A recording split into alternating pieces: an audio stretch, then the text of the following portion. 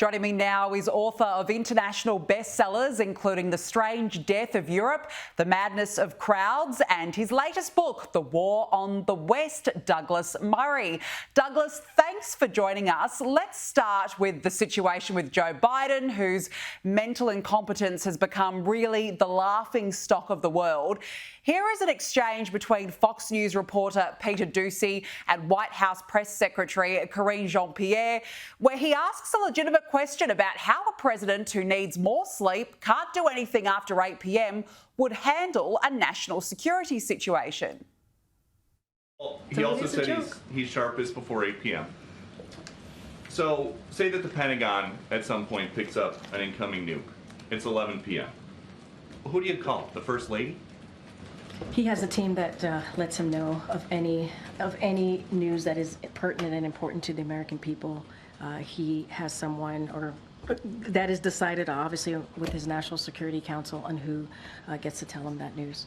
Douglas, the best she could say is, well, we've got a whole team, not we would wake the president immediately in the event of a nuke. Has this now gotten to the point where it's dangerous?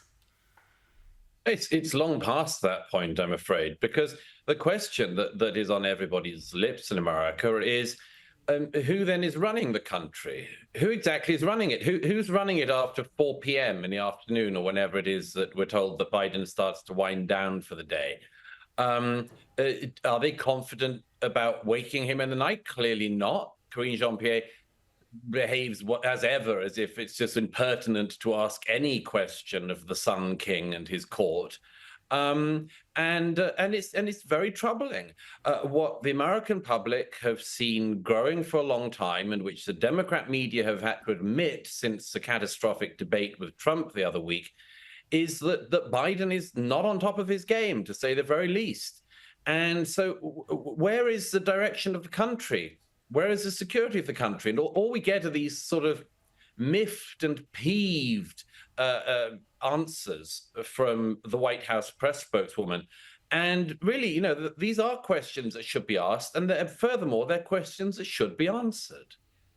Well, absolutely. And following the US presidential debate, it was interesting because you said you don't think an American journalist would be sitting in a cell in Moscow or American hostages in Gaza if the world feared America. Now, the president of the free world is clearly a bumbling mess, makes no sense, not being taken seriously here. This is highly problematic. The world doesn't see the US as a genuine threat.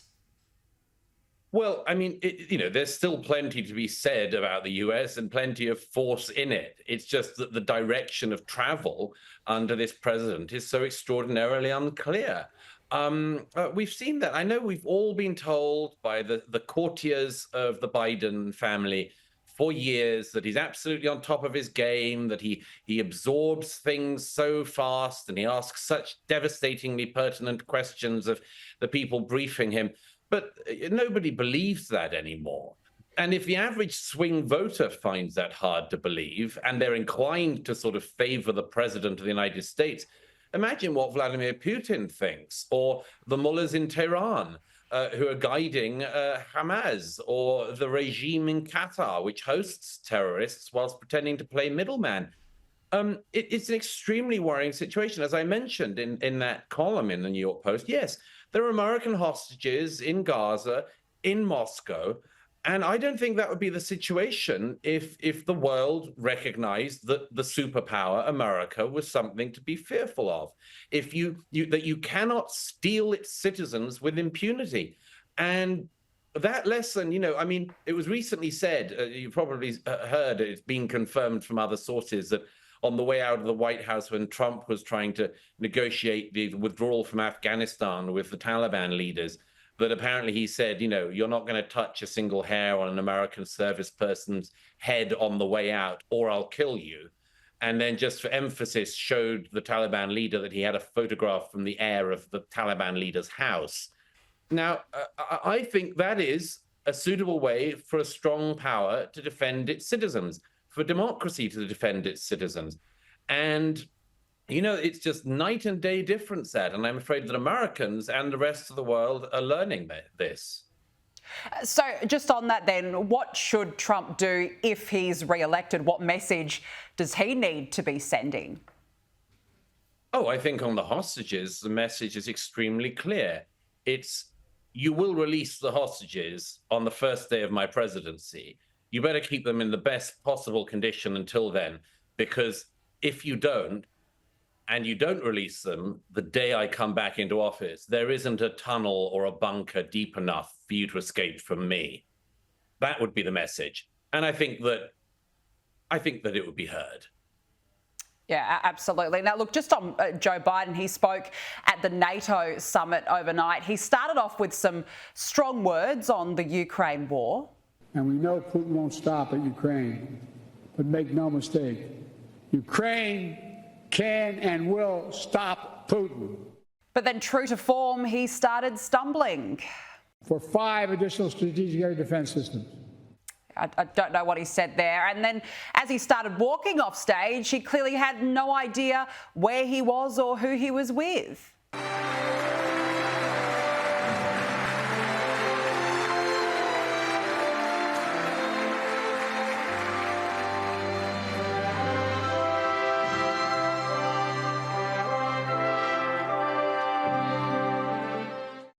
Douglas, this just goes to the point that you were making earlier, that he's not being taken seriously on the world stage. We're talking an important global event, the NATO summit, where the Ukraine war is being discussed, an important discussion, and yet the president doesn't know where he is. He's becoming a joke. Well, we've had this week the news that he usually gets a briefing that includes, I mean, this is horrible to say, it's so cruel, but he apparently gets these briefings where it shows photographs of how to get to the stage, where the podium is, where to walk on, where to walk off. You can't really pretend that this is a man at the height of his powers or even with any real powers. It's very sad. And I think that, you know, the people who support the Democrats in America or would like to vote against Trump should just reflect on what their instinct is when they see something like that. Do they think this guy has got another 4 years in him? Or do they think, as many of us do, this is cruel of Jill Biden and Hunter Biden and the rest of the family not to be saying to him, step down now, Joe, allow a new generation to come in, leave with some dignity, protect your legacy and pass the baton on. It's cruel that they're not saying that. And there's going to be just more and more of this. And just one other quick thing, you know, the job of the president of the United States is not just to occasionally read an auto cue in front of allies. It is much, much more than that. It is directing policy. It is deciding policy. He does these speeches where he gets sort of angry. He can whip himself up into an anger still sometimes when reading the auto cue. But if he meant what he just said about Ukraine, then why has America not been providing Ukraine with all of the weaponry it's been asking for in this period? Whether you agree with it or not, Biden says, you know, we're gonna stop Vladimir Putin, but then doesn't act on it. I mean, I think these are sort of, it feels like a late empire problem, and I hope it's not. Well, look, let's hope that it's not. And just on that point, you know, he's got these big photos of how he needs to walk from the stage to the podium. There's reports that White House advisors for more than a year have had to aggressively stage manage his schedule, his movements, his interactions. You know, Douglas, how long can the White House and Jill Biden, as you mentioned, the Biden family, how long can they really keep up this facade if he is to go another term? No, they can't. They can't. It's perfectly clear, and with every day, they just can't keep it up. I mean, they will for a little time, but the longer they leave it, the more humiliating it's going to be for everybody, not least America. The harder it'll be for the Democrats to find a candidate or a running mate and a candidate who can be introduced to the American public in time for the polls in November.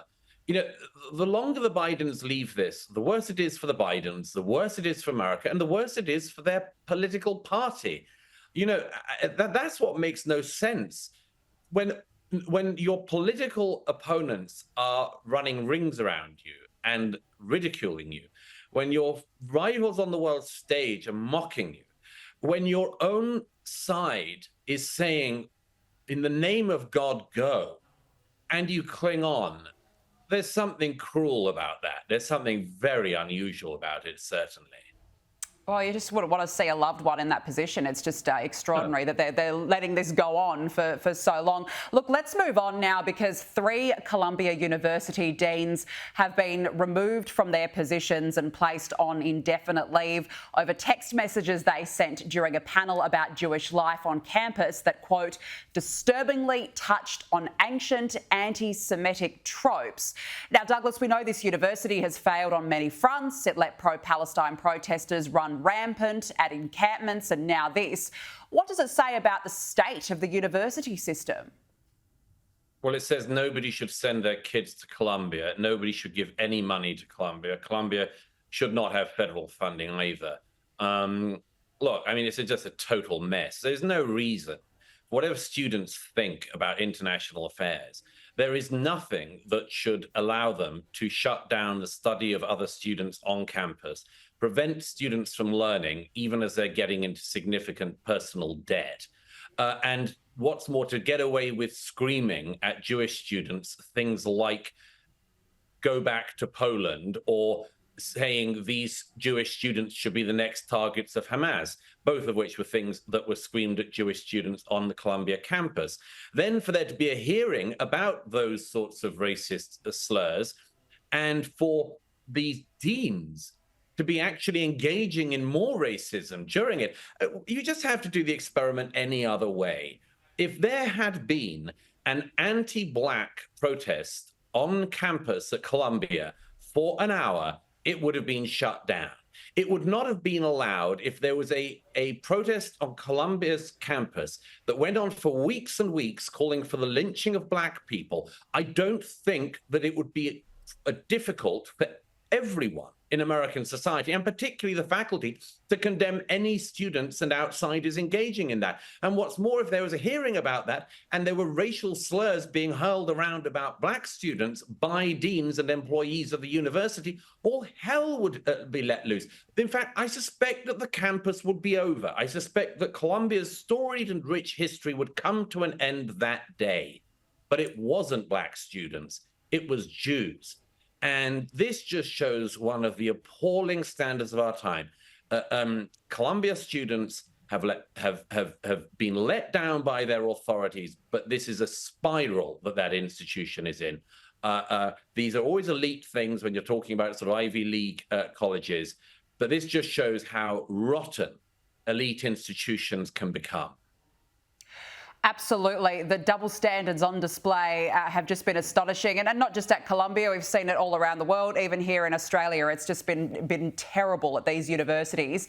Now, New York City hotels housing migrants have brought in, would you believe, over $1 billion in taxpayer funds since converting their buildings into migrant shelters. That's according to the New York Post. Douglas, New York City is spending an average of $156 per room per night on hotel rooms that house migrants, some up to $300. Where do you draw the line here? This is out of control. The whole thing's been out of control for a long time. Sanctuary cities in the US are, I'm afraid, reaping what they sowed. They said, these are places where illegal migrants can come. And the illegal migrants came and there was nowhere for them. And so the authorities in New York have got into this racket. And by the way, it is a racket. The huge spending on hotels, I mean, is apart from being preposterous, there are people who very cynically benefit from that, who have got into the business of this and who are raking in the taxpayers' money as they put up all of these people who shouldn't be in the US. And I say that completely straightforward because, everywhere in the 21st century, migration is going to be an issue. Everywhere that is a developed country is going to be under pressure in this century. The mass movement of people has never been easier. And unfortunately, at that very time, countries like America have decided to punish people who go the legal route and reward people who've gone the illegal route. And if you're a legal worker in the United States, have gone through all the right things, paid your lawyers, got your papers in order and all of that, you're the mug. Because it turned out you could just walk over the border and you could be put up in a $300 a night hotel with a swimming pool, which is not an exaggeration, in New York City, in the heart of Manhattan. Nobody has a right to live in Manhattan. Nobody has a right to live in the most expensive bit of real estate in the world. But why do so many Democrats think that if you come illegally, you actually do have that right? It's inexplicable, not least, but it undercuts their own voter base. They may think they're importing a new voter base. I've got news for them. It undercuts their own voter base, because if you go to those hotels in New York City where the illegal migrants are being housed, they're filled outside with delivery bicycles, because all of these guys, and they're mainly guys, do illegal work for delivery companies and totally destroy the legal workforce. So good luck, the Workers' Party, who thought you were doing anything good for your country by actually just letting the borders go. Yeah, meanwhile, there's a cost of living crisis in the United States. People can't even afford to be in a home, yet the illegals get this handed on a silver platter. It's just shocking. Now, let's talk about the UK election result. You wrote about how the Tories only have themselves to blame for what occurred over the weekend. Where do you think it all went wrong for them? Oh, around about 2006, in my view, David Cameron announced that he was going to detoxify the Conservative Party. He just made it woolly and broke all the promises that he made, such as they were. It was a lackluster 5 years of a parliament where he had to be in government with the Liberal Democrats. Nick Clegg, remember him? Wow, what talent. And then we had the Brexit years and the Tory infighting and the stabbing in the back and prime minister after prime minister and deadlock and a total... I mean, the way in which the Conservative Party seemed to think that the nation had an absolutely limitless appetite for Conservatives to have infighting in the party, it was just astonishing to me. And, you know, we watched it happen, couldn't believe the lack of discipline, couldn't believe the lack of delivery. David Cameron came in 2010, promising to lower migration from the hundreds of thousands a year to the tens of thousands, like in the 1990s before Blair. They leave office with net migration nearer 1 million in a year. They let down everyone. They've got very little to show for their time in office. They were there for 14 years. And what few things they did achieve are all now going to be wiped away by the historic Labour landslide of Keir Starmer, a man who absolutely nobody is enthusiastic about. It's not that Britain swung left, it didn't. It just voted against the Conservative Party. And maybe they will use their time in opposition to try to cohere, actually be conservative, actually come up with some policies that differentiate themselves from the other parties. Or maybe they won't. Maybe they will just disappear into history. That can happen. There is no law of nature that means that the Conservative Party should never die. Maybe it will. We'll see. Yeah, we'll find out. Now, Nigel Farage has given his first ever speech in the Commons as leader of Reform UK. This is what he said. I now call the leader of Reform UK, Nigel Farage. You. Mr. Speaker-elect, thank you very much indeed. We are the new kids on the block. We have no experience in this Parliament whatsoever, even though some of us have tried many times over the years previously to get here. So we can't judge you from working in this place, but we can judge you from the way the outside world sees you. And I don't just mean the United Kingdom, I mean the world, because Prime Minister's Questions time is global box office politics. Douglas, he's got them all rattled already and he's only just begun. What sort of a force do you think Nigel Farage will be in UK Parliament? It's going to be very interesting. I mean, gosh, what a frosty reception he got there. There weren't very many convivial, comradely cheers, were there? I suspect he will, and if he's wise, he will use the opportunity as a really remarkable platform. There are lots of things that can happen from here for Farage and the other Reform MPs. They could be a sort of nuisance block. They could make noise, use it as a platform, like Farage very cleverly did the EU Parliament, to effectively broadcast to a wider audience. Or they could use it to coalition build, to friend build. They could do an awful lot of things. They can cause trouble, but they can do lots more than cause trouble as well. The problem is that the size of the Labour majority is such that I suspect that in the coming years, the main opposition to the Labour front bench will be the backbenches of the Labour Party, because everyone else has very little voting sway in them. Yeah, that's a really fair point. Douglas, before we let you go, I just want to ask you about the situation in France where riots and violence have erupted after the left defeated the far right in an unexpected victory. Now, this is on the streets of Paris.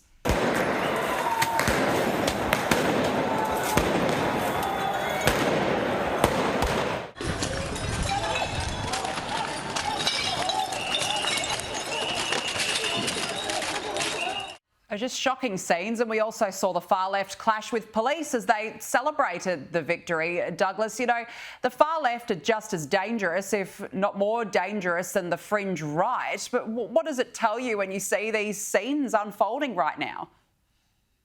You know, it's the fault of Macron for his hubris.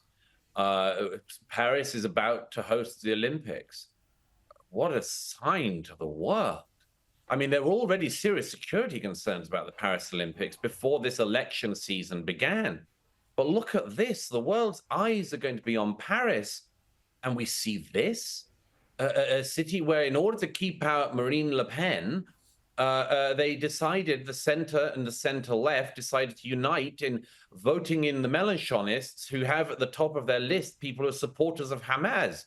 I mean, there's more anti-Semitism and racism from the far left in France now than there is from the parties that are called far right. And they get away with it, and they riot on the streets, and they break stuff up. And, you know, my belief is that political extremism can come from any direction. The French seem to have forgotten this. They seem to think that the far left, you know, can be regarded as a benign force. It can't be. Macron has unleashed terrible forces, and it's astonishing for a man who glided into office on his alleged ability to sort of bring people together. It's amazing what we see at the end of his career. Yeah, good point. And you're right. What a way to welcome the worldwide athletes as well as the tourists right now to Paris and France. Douglas Murray, really appreciate your time. Thank you so much for joining us. Great to be with you. Thank you.